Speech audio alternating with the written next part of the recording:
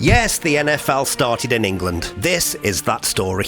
How American football came to be is an endlessly fascinating and complex story. Like so many things in life, it took the English 1,000 years to perfect and the Americans 50 years to change. Most American retellings of this story start around 1920. But that's just mean. I'm English, so I'm going way back.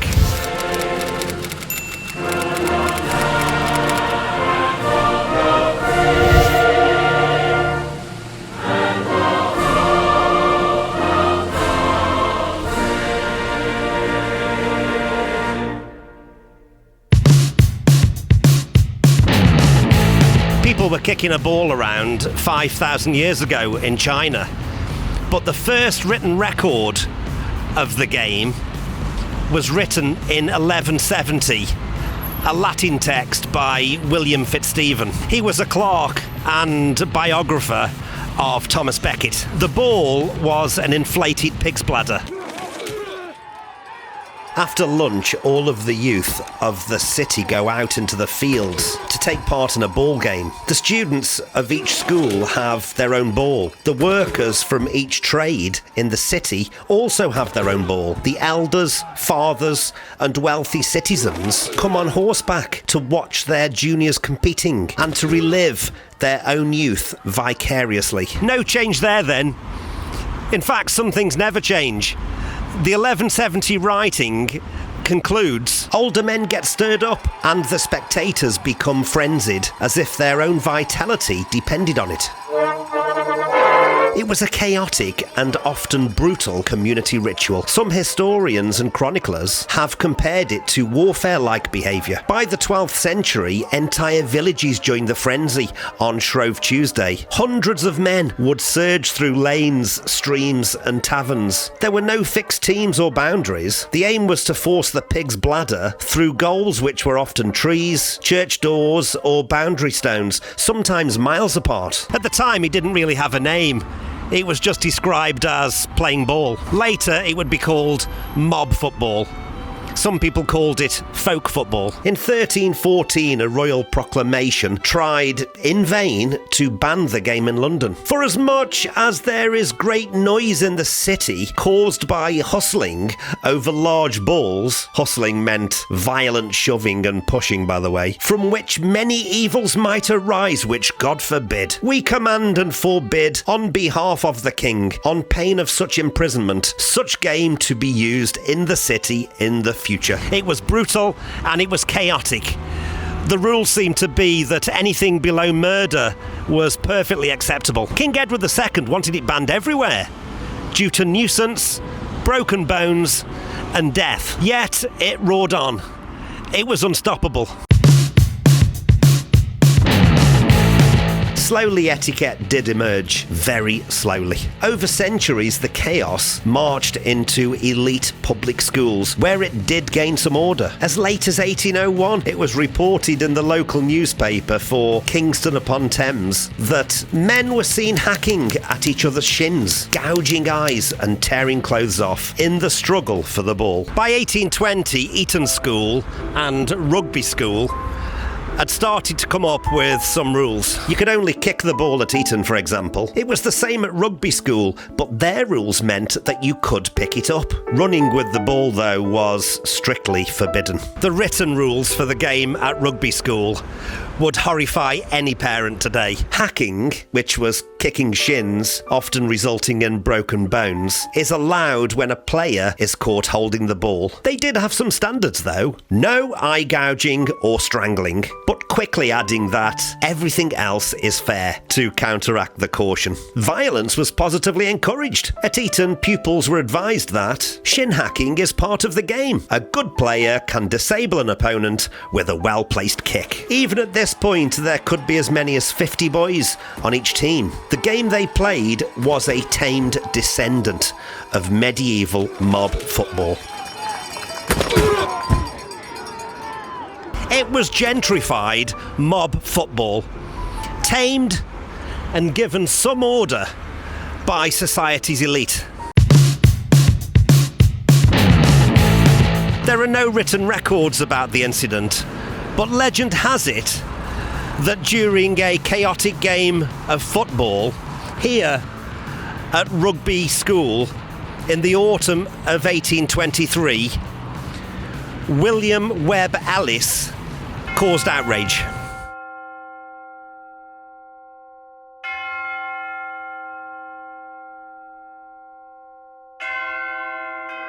The story goes that he caught the inflated pig's bladder that served as the ball. He tucked it under his arm and sprinted towards the opposition's goal. He was roared on by his team. For the first time in almost 1,000 years, someone ran whilst holding the football during the game. This was beyond sacrilegious. This audacious act is seen as rugby's genesis. Everything flowed from that moment.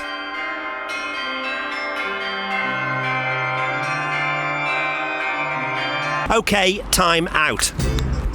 We need to talk about this. This is the branching point. If it's true, then rugby and American football owe their very existence to this one act, this one moment in history. In the rugby world, this moment is already sacred. It's enshrined in the Webb-Ellis Cup and a statue outside Rugby School. Webb-Ellis even has a museum named after him.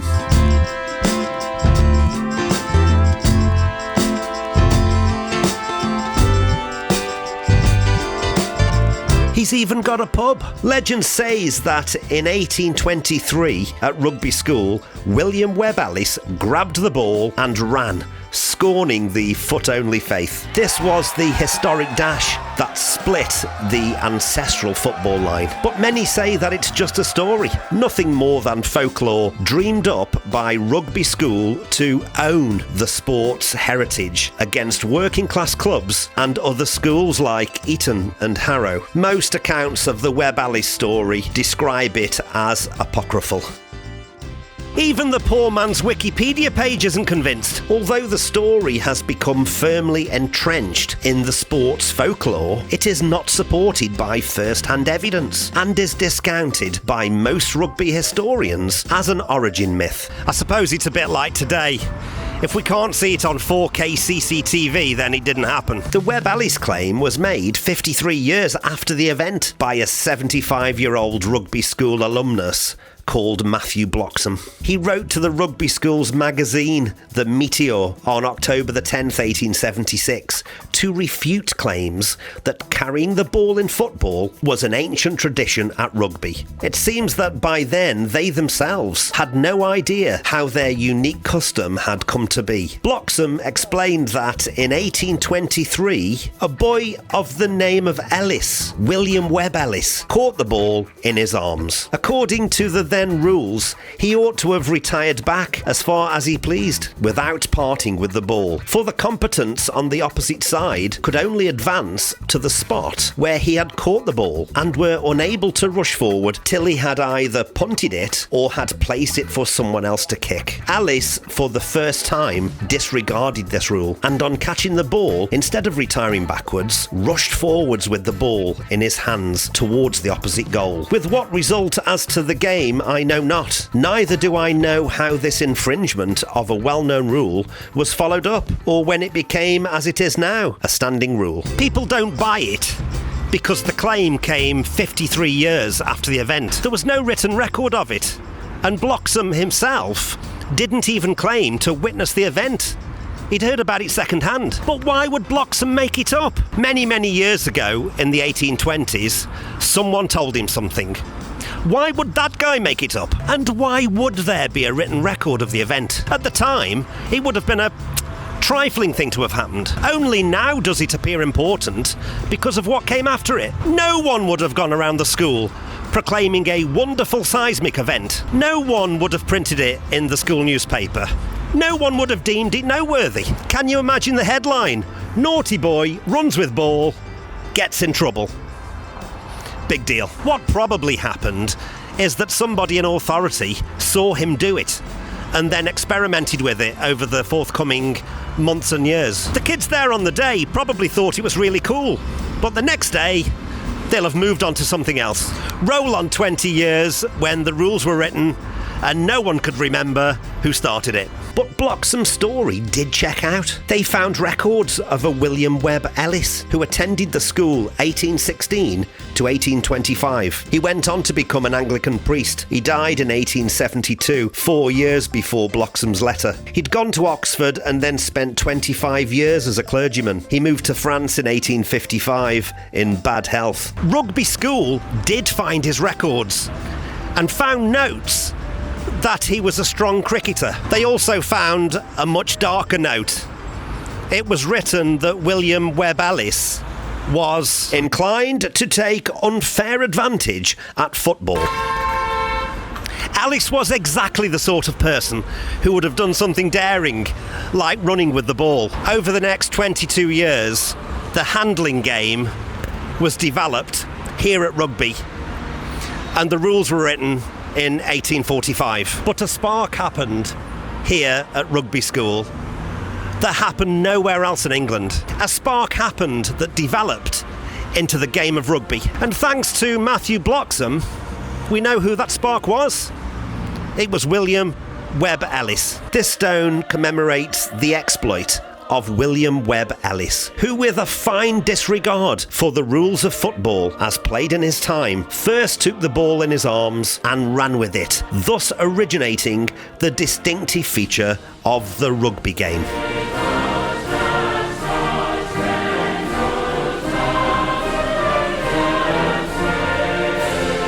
A toast to William Webb-Ellis. He's not the Messiah. He's a very naughty boy.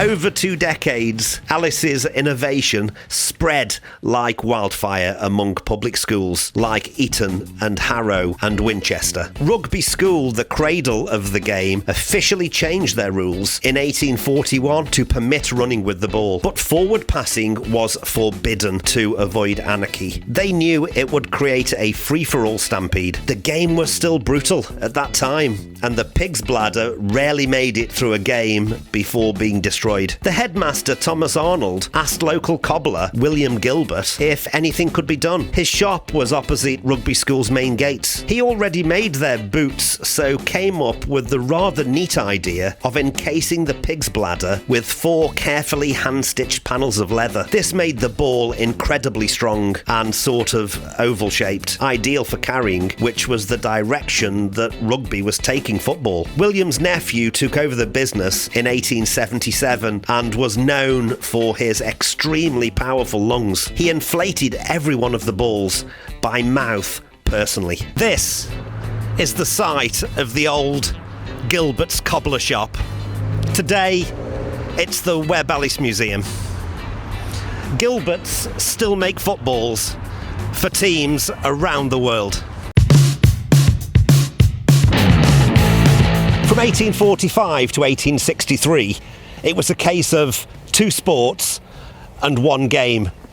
Rugby emerged as a handling form of the game, completely distinct from kicking forms of the game. It was still technically 1 sport, but with so many rules, it made tournaments almost impossible. On the 10th of October 1863, Ebenezer Cobb Morley, a 32-year-old solicitor and captain of Barnes Football Club, published an explosive letter in Bell's Life newspaper, demanding 1 uniform set of rules or football will never be a national game. Within weeks, he organised a meeting at the Freemasons Tavern in London. On the 26th of October, the Football Association was born, but it had a difficult start in life. Morley drafted some laws and key figures in the game sat down to thrash things out. Francis Campbell of Blackheath Football Club wanted to keep hacking. He thought it was manly. They had a vote on the matter and he lost 13-1. Blackheath walked out, shouting they would rather play with no rules than these. The meetings dragged on for days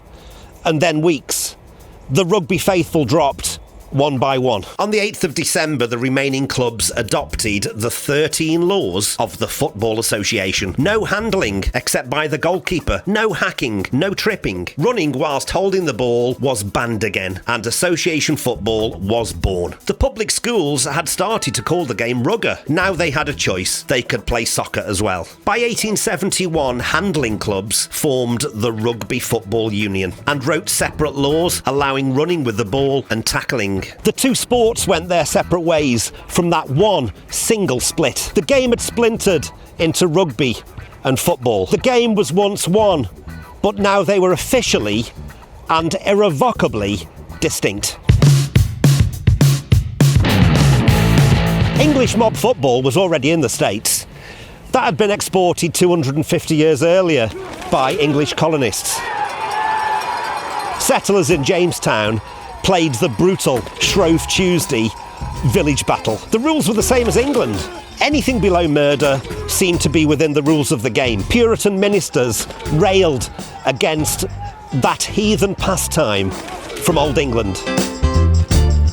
The refined and official rules, 1863 for football, 1871 for rugby, made their way to the United States via English immigration. It was a British invasion. We'd have to wait till 1964 to see the like again with the Beatles. The Rutgers versus Princeton game is often referenced as the very first official game of football in America. It was the first intercollegiate game. Both teams used a version of the 1863 Football Association rules for the game, but it was heavily modified. Quite why they didn't just stick with the rules we'd given them is anyone's guess. A Rutgers player later recalled, "You couldn't pick it up, you couldn't throw it, just boot it like a punt. It was half soccer, half shin-kicking riot." They'd altered the rules so much, it was basically a kicking contest. This maybe explains its initial novelty and rapid decline. So even from that very first game, changes were happening. The 1863 rules had taken 1,000 years to write. What was wrong with the rules we'd given them? We'd caused havoc in English villages, upset Edward II, fractured thousands of English shins, and even erected a statue for William Webb-Ellis.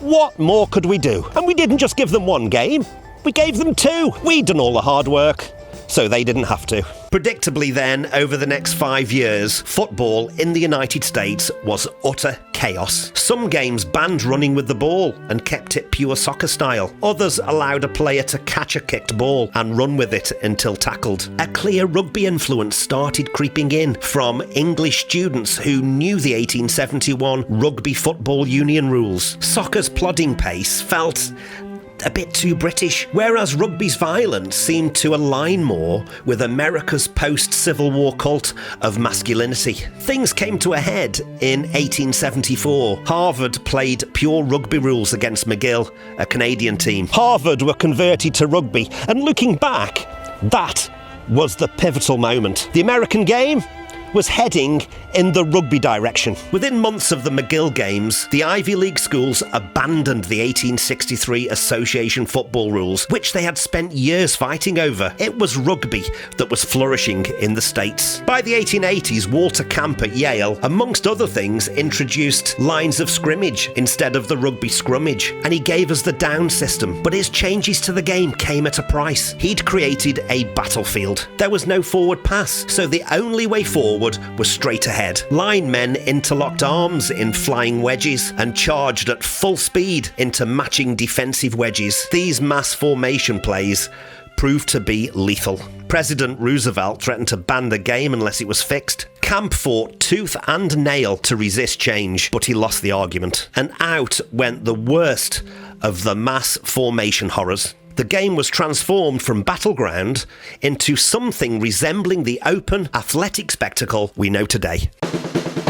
Please allow me just 20 seconds to plug this channel. Very Nearly Interesting is a brand new channel and I need all the help I can get. Please click that like button if you've enjoyed this video. That's how YouTube knows you like it and they'll show it to more people. And please consider subscribing. That way I might see you again. And now you can support the channel on Patreon, where you'll find exclusive content and a grateful me. There's a link in the channel description. Walter Camp had been instrumental in the development of the American game. But by 1906, America had to take it away from him to keep it alive. Today, the NFL in America is worth $250 billion and earns $25 billion each year. What would William Webb-Ellis and the proprietors of Gilbert's Cobbler Shop make of that? Don't get me wrong, Americans deserve all the credit. They've made the sport their own. They've created a game that dwarfs rugby and rivals international football. It was crafted in their own image. It is quintessentially American. It was crafted in their own image. But make no mistake, it was made in England.